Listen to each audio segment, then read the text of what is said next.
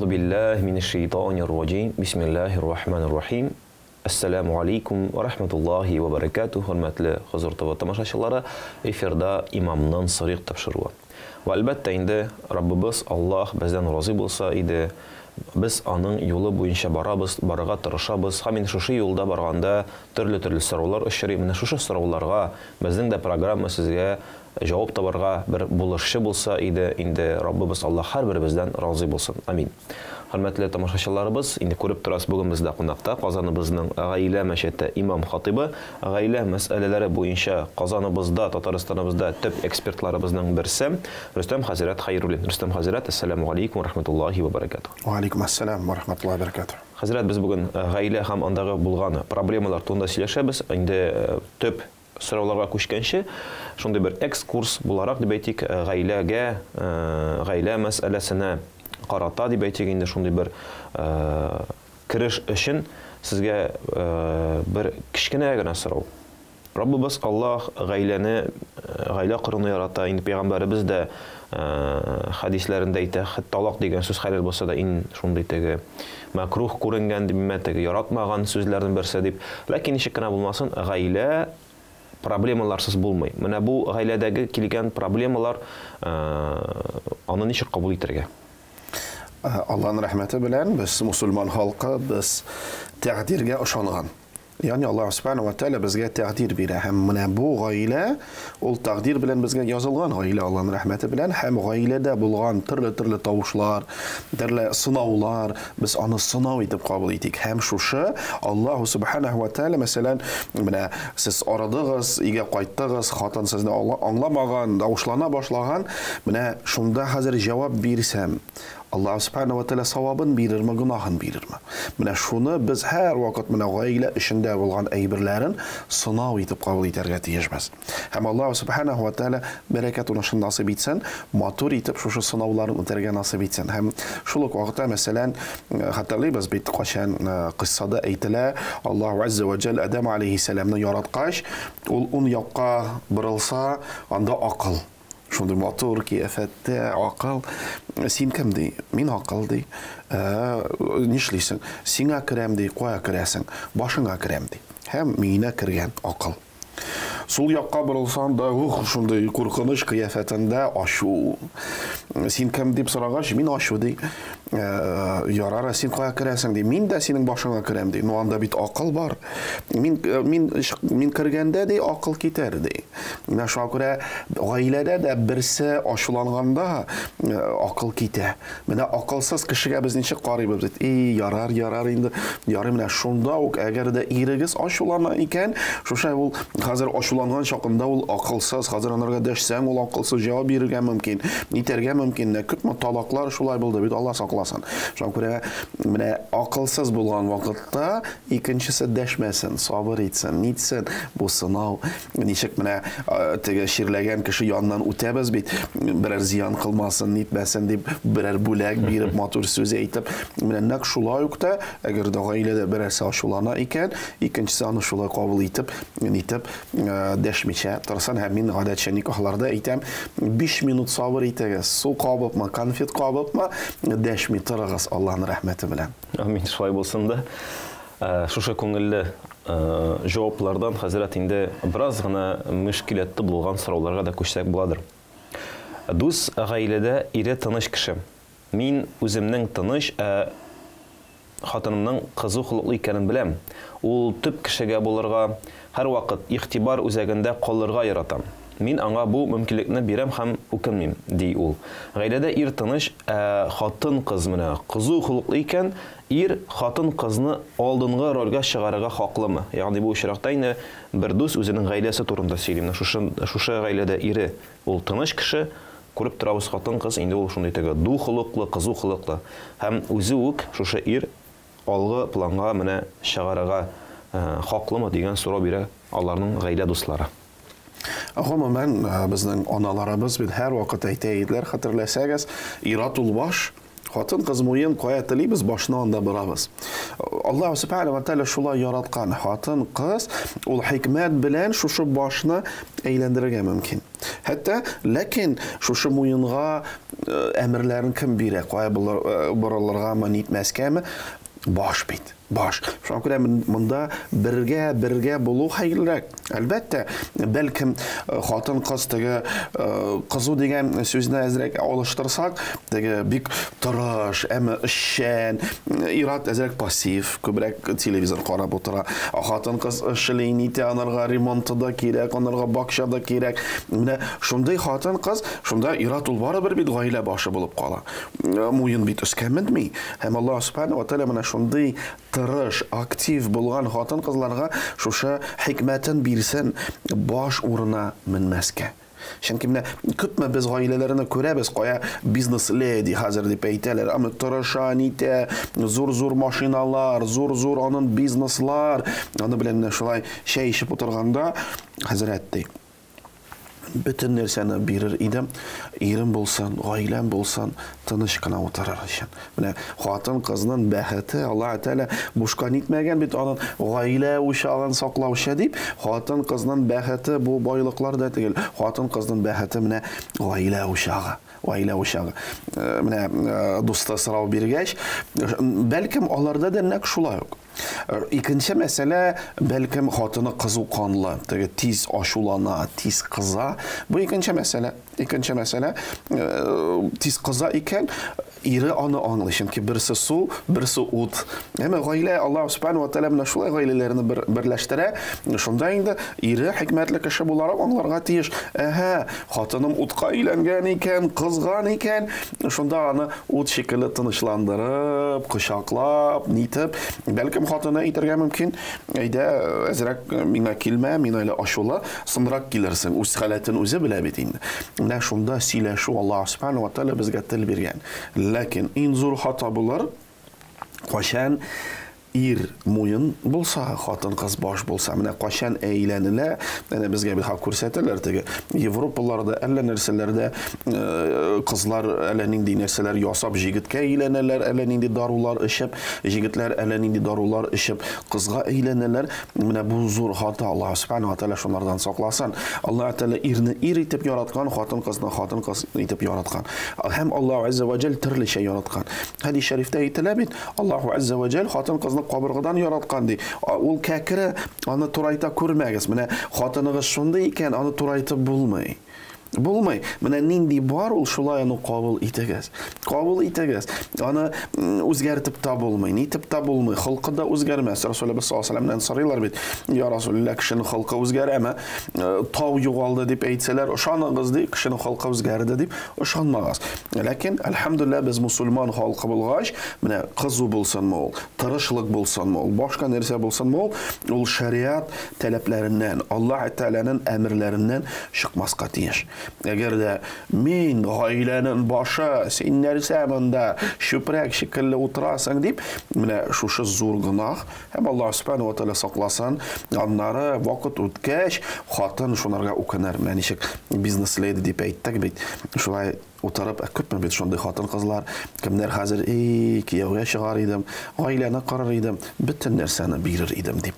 Шуңа күрә ир булып калсын, баш булып калсын. Хәтта әсиләсә дә, нитсә дә Аллаһ Тәала шулай яраткан безне бит. Ирләр без әсиләшәбез. Хатын кыз күбрәк сөйләшә. Ләкин ул гаиләнең башы һәм хатын һәр вакыт иренә карасын.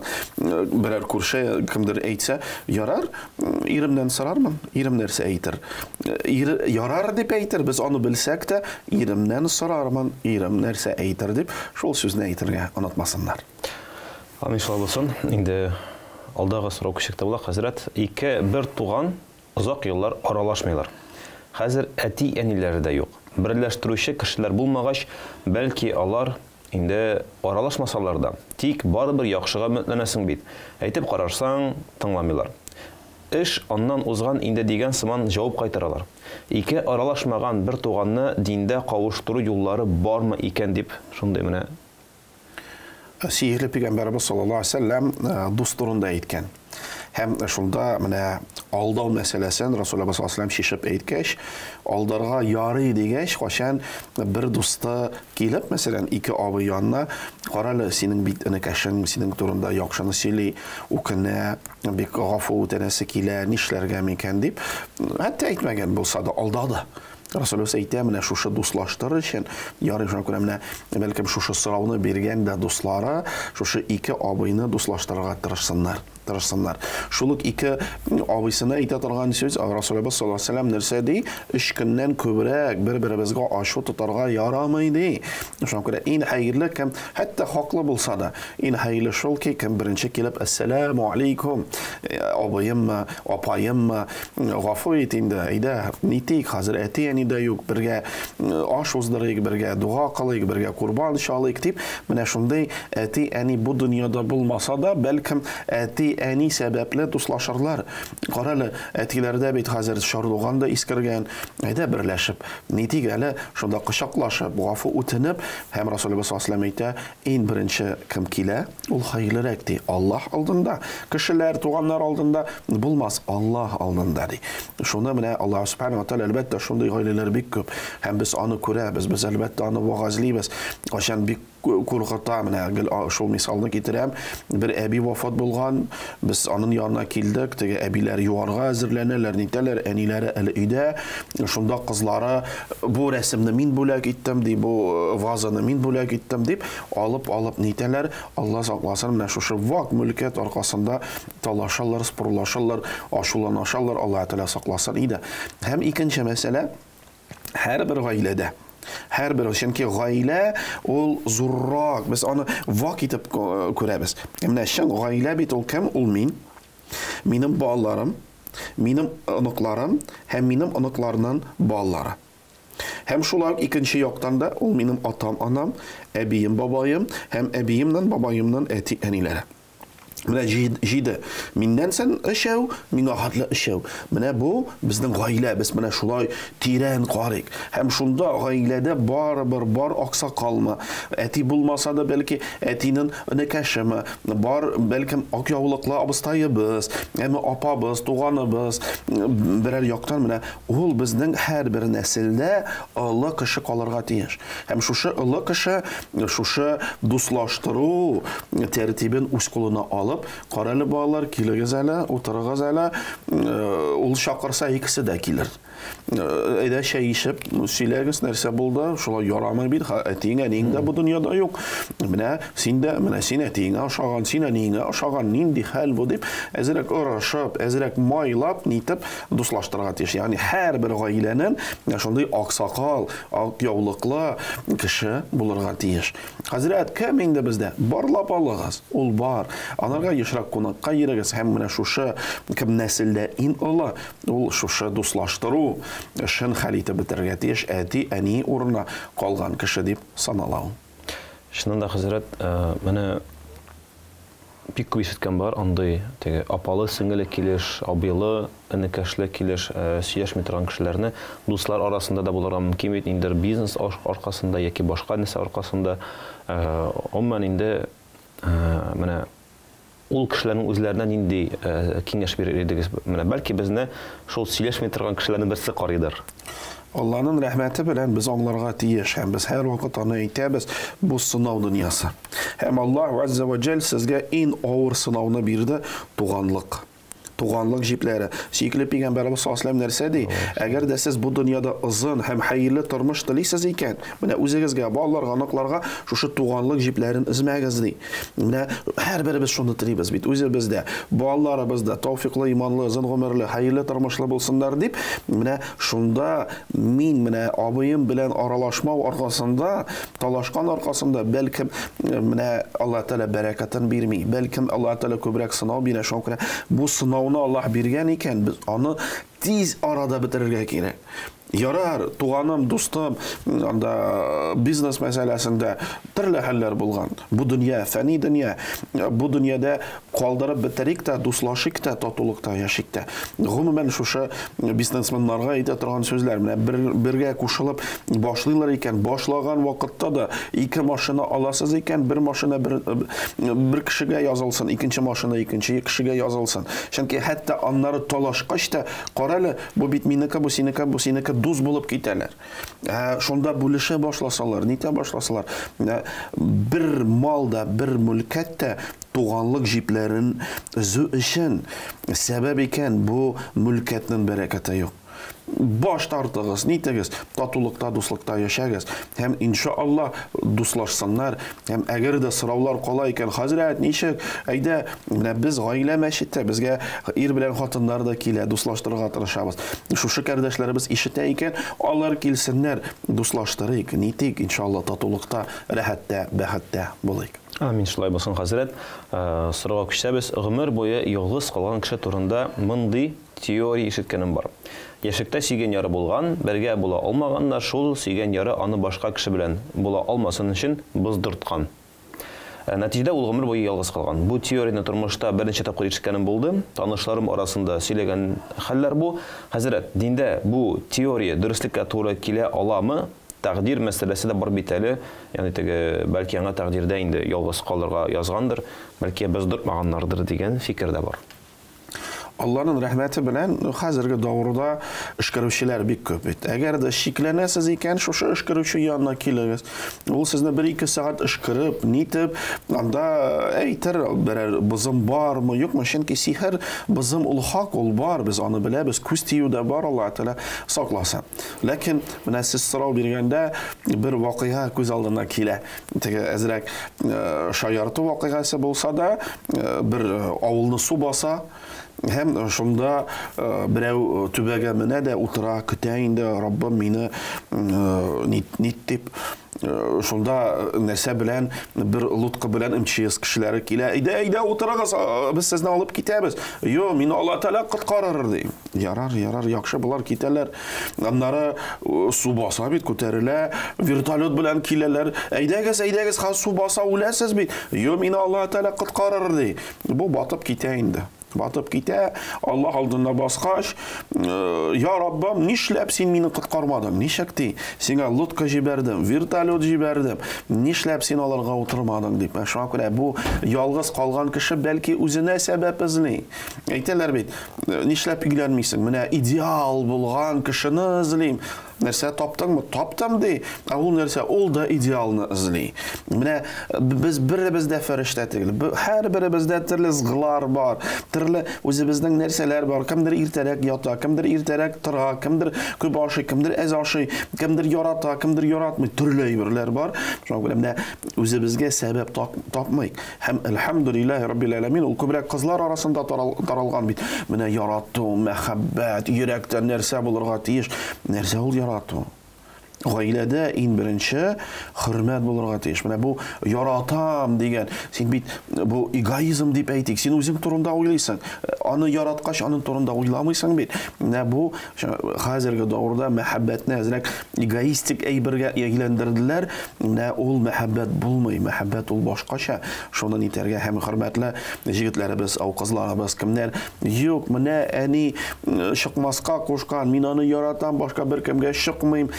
Аллаһ субханаһу ва тааля бу дөньяны матур итеп яраткан. Бу дөньяда матур кызлар да, матур җегетләр дә, әдәпле, тәртипле, намуслы, намазлы. Шуңа күрә үзегезгә ошаган икенче парны табыгыз да Аллаһ азза ва җал бәхет бирсен. Һәм шул җегетне, шул кызны бәхетле кылыгыз. Амин, шулай булсын, хәзрәт. Ир-ат мораль яктан да, хатын-кызга караганда көчсезрәк була диләр. Моны фән әйтә. Гаилә җимерелгәч, үзләрен таба алмыйча юлдан язган ир-атлар бар. Кызганыч хәл. Монда ярдәм кулы сузып буладыр бит. Хатыны ташлап, эш кешелеккә салышкан ир-атка ничек ярдәм итеп була? Монда инде менә гомумән теге беренчедән ничек ярдәм итеп була? Гомумән икенчедән инде менә хәтта шундый эш кешелеккә яки башка төрле юлга кирип киткән кешеләргә дә ярдәм кулын ничек сузып була дип сорау бирәләр. Әлхәмдүлилләһ, без даими рәвештә кайтырга тиешбез нигезгә. Менә нигез. Нигез. Бу дөньяның нигезе һәм бу дөньяны яраткан ул Раббыбыз Алла. Нәрсәгә Алла Тәала миңа гомер биргән? Сыный. Тикшерә. Алла сакласын, әмма менә хатыны ташлап киткән, үзе генә калган. Күпме бит бер көнне бер ират шалтырата хәзрәт ди, улыбыз вафат, ватаныбызны саклап ди, үй салган, анда килен балалар, ярар бу аларга мин ди яшь чагында ялгышлык кылдым, шушы квартираны ди бүлеп менә һәрбер балабызга өлешен чыгардым ди. Хәзер бу килен безне белән аралашмый, ашларын уздырмый. Хәзер бу без тора торган квартирада иремнән өлеше бар дип, безне белән судлашып, бу өлешен үзенә тартырга маташа ди. Хәзрәт, ни эшлим ди. Менә шундый төрле хәлләр, менә ул ата бит, малайын югалткан. Әмма оныкларын күрсәтмиләр, нитмиләр. Менә шунда ничек кулларын нитмәскә. Ягъни, хөрмәтле ата, бабай, сезгә Алла Тәала шундый сынау биргән. Сез аны хикмәт белән, сез бу дөньяда үзегез генә калмадыгыз бит. Әлхәмдүлилләh, бер туганыгызда, бер якыныгызда, бер дустыгызда сезне белән аралашмый икән, бар без имамнар, мәчетләр, килегез. Күңелне бушатыгыз, сөйләгез, без сезгә аңлатып бирербез. Әйе, бу сынау. Дин буенча менә булай булырга тиеш, булай эшләргә кирәк дип дуслашырга, нитәргә, юлларын ачып, ярдәмнәрен итәргә тырышабыз. Шуңа күрә бер качанда кулларыгыз төшмәсен. Мин үзем генә калдым, менә шушы кайгы белән үзем генә калдым дип бер качан уйламагыз. Әлхәмдүлилләh, үзегез генә булсагыз, безнең янда менә шутлап чыгыйк. Ике як безнең гамәл язучы фәрештәләр бар. Безне саклаучы, алдан, арттан, уннан, сулдан саклаучы фәрештәләр бар. Әмма без дуа кылсак, безнең янда тагын фәрештәләр, ягъни без үзебез бер качан да калмыйбыз. Әйе, безнең яныбызда Расулullah sallallahu aleyhi ve sellem әйтә, каныбыздан да якынрак безгә булган, әмма кем шайтан да бар, ул безне куркыта, бетте, дөнья бетте, менә бер качан да шул шайтан фикерен тыңламагыз. Әлхәмдүлилләh, сезнең янда фәрештә. Әлхәмдүлилләh, бар мәчетләр, имамнар, хәзрәтләр, менә Хузур ТВ, Аллаһның рәхмәте белән сорауларын языгыз, җибәрегез, бирегез, аралашыгыз, һәм без сезгә ярдәм итәргә тырышабыз. Шунлардан тыш, әлбәттә, бар шундый әйберләр качан сөйләргә дә оят. Менә мәчетебездә шундый хәл булганда без ышаныч телефонын ачтык. Бушлай федераль номер әллә кайлардан шалтыратсалар, без төлибез инде. Шунда телисез икән, кнопканы басасыз, сезне психолог белән сөйләштерәләр. Телисез икән, имам белән сөйләшәсез. Без күрмибез кем шалтырата. Шунда әзрәк күңелен бушатып, нәсихәтләрен алыгыз. Бер качанда кулларыгызны төшермәгез. Алла сакласын. Менә аракага ябышкач, барыйм әле беткә алыйм әле шишә эчим. Менә бөтен гынахның анасы менә шушы шишә. Алла Тәала сакласын иде. Шушы арака күпме зыян китергән, күпме гынахка китергән. Менә шуны эшләгән, шушы гынахны бөтен гынахлар юлы ачыла. Әгәр дә кемнәр карый, кемнәр шушы шишәне ташлый алмый, әйдәгез бергә эшкереп, дуаларын кылып, нитеп, шушы юлдан китегез, шушы шайтан юлыннан, шушы бөтен гынахларның әнисен ташлагыз. Хәзрәт, шуннан да менә бу эшкешелек дигәч, күп кенә әтиләргә карата инде теге әниләре дип әйтик инде, хатын-кызлар әйтәләр инде, хәзрәт, менә ирем эшкешелеккә сабылышты, нинди дуга белән эшкерик икән, ул бит әле үзе дә бармый, нинди юллары бар икән дип сорау бирүчеләр бар бит. Аллаһның рәхмәте белән сөйкеле пәйгамбәрбез саллаллаһу алейһи ва саллям әйтә, кайсы өендә Бакара сүрәсе укыла икән, ул өйгә ди 40 өй менә дәрәҗәсендә шайтан килмәс ди. Шуңа күрә һәрбер өйдә шушы Бакара сүрәләрен укыгыз, нитегез, ул Бакара сүрәсе булсын. Хәзрәт, мин бит әле укый белмим. Әлхәмдүлилләh, хәзер онлайн аша бар, менә онлайн мәдрәсәләр бар. Әмма бар хәзер мәчет курслары. Йөрегез, өйрәнегез, өйрәнгәнчә, әлбәттә телефондан, телевизордан шуны кабызып, нитеп, өйләрегезне менә шулай эшкертеп. Әгәр дә янагызда мәчет икән, азан әйткәндә тәрәзәләрен ачыгыз, шушы азан тавышы кирсен, шайтаннар китсен. Алла Тәала бәрәкәт онышын бирсен. Иң беренче бу. Һәм әгәр дә ирегез килми икән, безне хәзрәтләрне үзегезгә хәзрәт шундый хәл, килегез рәхим итеп. Икебезне дә утыртыгыз, сөйләшегез. Бәлки мин гаепле иремне менә шундый дәрәҗәгә китерттем. Чөнки аны белән өйләнешкәндә ул бит иң яхшы җигет иде. Иң матур, иң тырыш. Нишләп ул менә шушы халәткә барып җиткән? Шуны табып, нитеп, бәлки күңелдә берәр авырту утыра, бәлки бер ачу утыра. Менә шунда вагазлап, өшкереп, Кур'ан укып, бәлки шушы үпкә бетәр дә, иншалла шушы гынахлы юлдан китәр дип өметләнәбез. Һәр вакыт хәзрәтләргә, мәчетләргә мөрәҗәгать итәргә онытмагыз. Амин, шулайсын, хәзрәт, алдагы сорау. Безнең һәрберебезнең үз пары бар икән. Ул тәкъдирдә язылган дип ишеткәнем бар. Гомер буе ялгыз яшәгән кешеләр дә бар бит. Алар шушы тәкъдирләрендә язылган парларны очрата алмаганнармы? Очрата алмау аларга сынау буларак бирелгәнме? Allah'ın rəhməti bilən Allah Subhanahu wa Ta'ala mənə bizə təqdir bürgəndə, biz onu gümümən bir təqdir digən söz bilən eytəmiz də şunu bilən tanışlanamız. Ol əzrək bölünə. Məsələn, var ixtiyarsız. Həmi qaysıсын biz saylamayız. Mənə biri bizdə saylamağan qız bulubmu, jigit bulubmu bu dünyaya kilirgə, biri biz əti ənini saylamadıq, biri biz vatanımızını saylamadıq, biri biz qaysı qasırda, qaysı yılda tuvarğa saylamadıq. Mənə ol ixtiyarsız. Yəni, biz onun üçün cavab verməyimiz. İkinci tür təqdir ol нәрсә ixtiyari. Qaysıсын biz saylayımız. Mənə kibitkə kirgəş, halal rizq alırğamı, haram rizq alırğamı, üylənirgəmi, üylənməskəmi, kiyevgə шығарğamı, çıxmasqamı, biz özümüz şol jigitke yarar indi шығam deyib. Yox, çıxmayım. Həm şunu bilən özümüz saylay, şuşu tarmış bilən tarabız. Əlbəttə, üçüncü ülüş Allah Teala hər nərsəni bilüşə. Ol bilək kibitkə kirgəş nərsə alabız.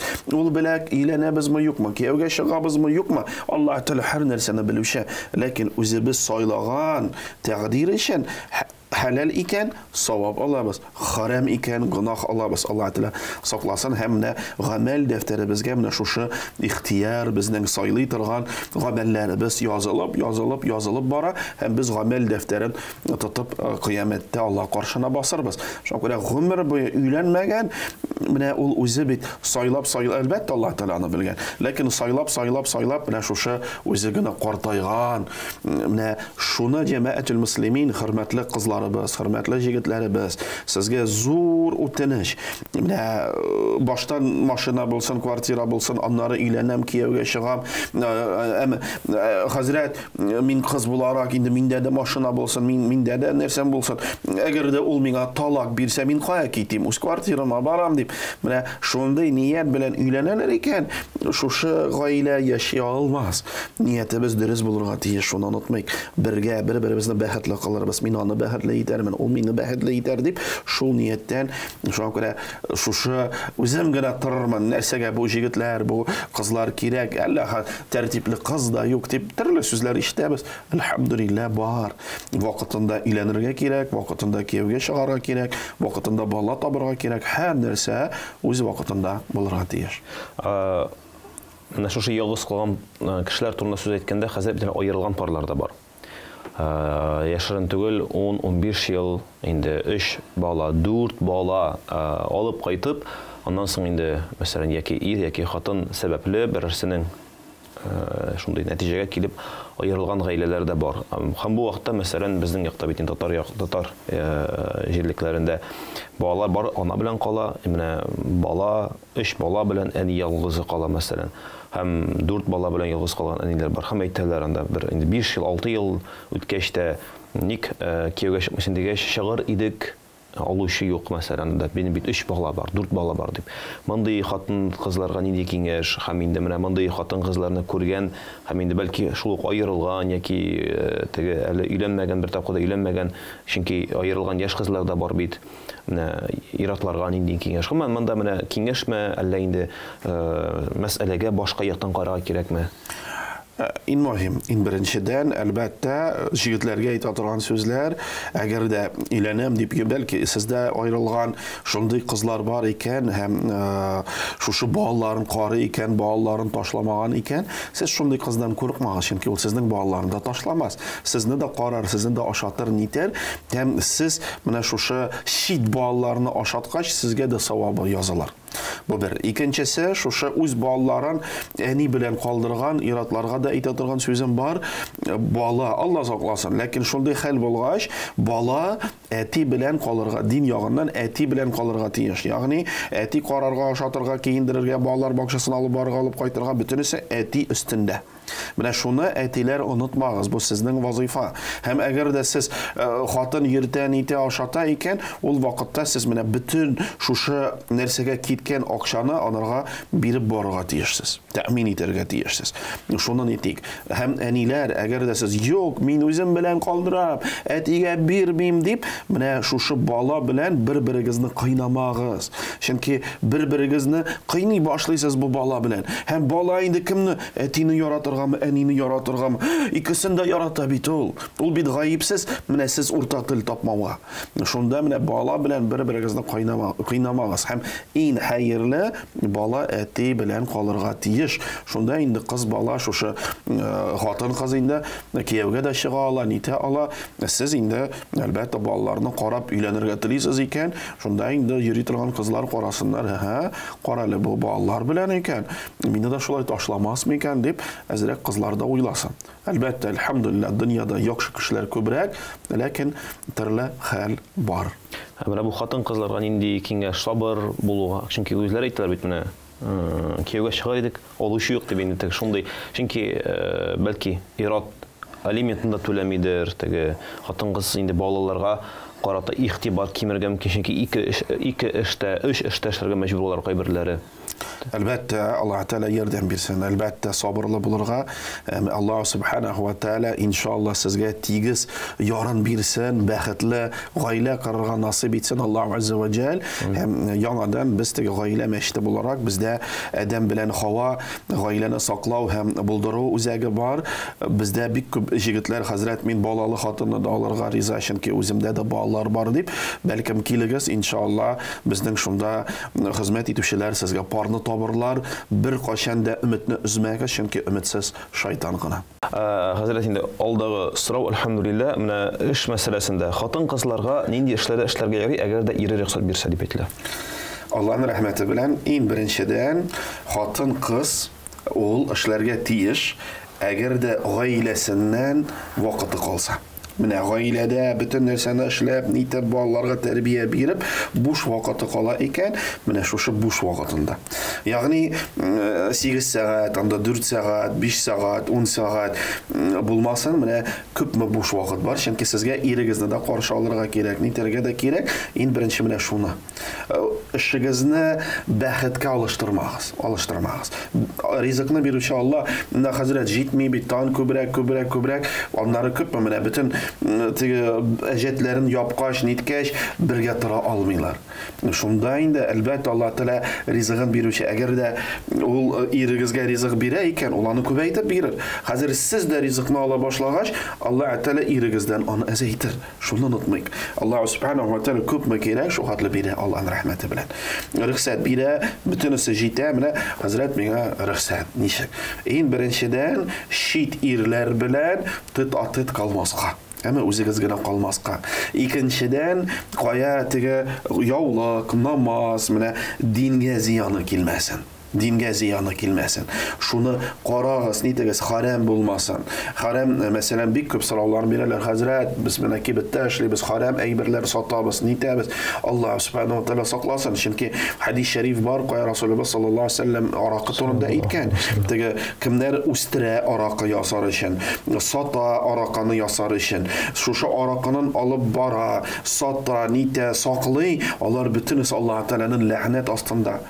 Anda hazratning la'nati da bo'lmay, Allohu azza va jalning la'nati ostida. Onlara g'ajablanamiz, nishlab bolalar og'ri, nishlab narsalar, chunki uyimizda shishalar, o'zimiz aroq sotamiz, o'zimiz haram ishda ishlaymiz. Shu haram ishga chiqmaymiz. Кирәге юк. Аллаһ Субханаһу ва Тааля бәрәкәтен дә алыр, җәзасын да бирер. Бу дөньяда да, ахиратта да. Шуңа күрә хатын, кыз менә бөтен яклап халал булсын. Ирләр, әмма шушы хатын, кызлар коллективы булсын, вакыты әзрәк булсын, нитсен, сезгә рәхәт китерсен. Аннары өйгә кайткач, шундый арыган кыяфәтендә тагын хәзер өйдә дә эшләргә, хәзер пешерергә, нитәргә, ирен каршы алырга, мин дә эшлим дип, шундый әйберләр булмасын. Чөнки ризык бирүче, кабатлап әйтәм, ризык бирүче Алла, мәсәлән, 100 сум дип әйтик, менә гаиләбезгә 100 сум кирәк, һәм Аллаһ Тәала ирегезгә 100 сум бирә. Хәзер сез дә чыктыгыз, 50 сум сезнең. Һәм Аллаһ Тәала ирегездән 50 сумны алып сезгә бирер. Шуны онытмагыз. Сез шуны белән сезнең гаиләгезнең ризыгы күбәйтмисез. Барыбер шулай карар, барыбер авыр булыр, барыбер җитмәс, нитмәс, чөнки бу дөнья имтихан дөньясы. Шуны игътибарга алыгыз Аллаһның рәхмәте белән. Амин, шулай булсын. Менә монда шушы сорау биргәндә инде сез менә әйткәч, мондый булмасын дигән критериялар әйткәч, хәзрәт тагын бер шундый эш дип әйтегез бүгенге көндә. Эш инде ул әлбәттә блогерлар күз алдына килде минем. Алар менә бер караганда бер кайда барасы юк. Идәндә эшләп була, ләкин митанда үзеңне күрсәтергә кирәк. Менә гаилә турында эшләргә һәр вакыт менә аннан соң әйтәбез, кая күз тия диме. Блогерлар бит алар эш турында гына түгел, үзләренең гаиләләрен урда күрсәтеп, шул вакытта эш турында да эшләргә тиешләрне шушы хатын кызларга бигрәк тә дип әйтсәк инде интернет рамкаларында дини нинди рамкаларда булырга кирәк. Аллаһның рәхмәте белән бездә әйтем бар бит, бәхет ул тынычлыкны ярата, әмма аны күрсәтмәскә, әйтмәскә. Шуңа күрә өегездә булган әйбер, өегездә булган рәхәт, бәхет, башка әйберләр алар урамга чыкмасын. Урамга чыкмасын. Урамда булган әйберләр әлбәттә өйгә кермәсен, Аллаһ Тәала сакласын. Шунда менә башкаларда о, каралы нинди матур кыз. Ул бит белмисез, кияүдәме, нәрсәме сезгә лайк куя. Сез о, ничә просмотр, нәрсәләр дип шунда утырасыз, һәм шуны белән сез дөрес әйттегез, күз тия, әмма бәхет китә.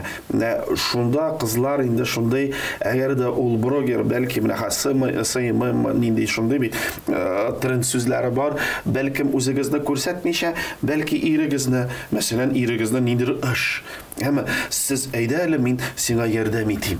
Шунда ирегезгә ярдәм итегез. Мәсәлән, бер туган энегез, әмма анда абыегыз, берәр аның эше бар. Ярыймы мин сезгә килеп, сезнең эшегезне әзрәк күтәреп күрсәтим. Һәм сезгә дә әзме күпме Алла бирсә, зарплатларын, акчаларын бирер, шул ук вакытта хәләл дә булыр. Бәхетне күрсәтмәгез. Бәхетне күрсәткәч, күз тия, Аллаһ Тәала аны алырга да мөмкин. Инде шушы нуктада иншалла сау булашыбыз, тамамларбыз үзебезнең бүгенге чыгышны. Рөстәм хәзрәтнең килгәнегез өчен әлбәттә инде Аллаһның рәхмәте булсын. Чыннан да менә гаилә турында, гаилә бер караганда әле сез санаган сиңа кадәр эш булган, синнән соң эш булган түгел, әле монда бер бала, ике олы кеше дип әйтсәк, ир хатын, бер бала. Шуның эчендә генә дә күп менә проблемалар бар, мөшкиләтләр бар. Әле алар күп калды, ләкин бүген вакыт чыгып килә. Барысына да гына вакыт җитми дип әйтергә яратабыз бит инде хәзрәт. Шуңа күрә алдагы тапшыруларда килеп, менә буларны шундый җиңел итеп минемчә аңлатсак, нур өстенә нур булыр иде. Бүген монда килгәнегез өчен, инде насихатларыгызны биргән өчен Аллаһның рәхмәте булсын. Ассаламу алейкум ва рахматуллахи ва баракатух. Ва алейкум ассалам ва рахматуллахи ва баракатух. Хөрмәтле Хозур ТВ тамашачылары, исегезгә төшерәбез. Бүген бездә кунагыбыз Казаныбызның гаилә мәчетенең имам хатибы Рөстәм хәзрәт Хәйруллин иде. Инде әлхәмдүлилләh, сезгә дә Аллаһ Тәаланың рәхмәте булсын, гаиләләр төзек булсын, парсызларга инде пар табарга насыйп итсен Аллаһ Тәала. Сау булашабыз үзегез белән. Ассаламу алейкум ва рахматуллахи ва баракатух.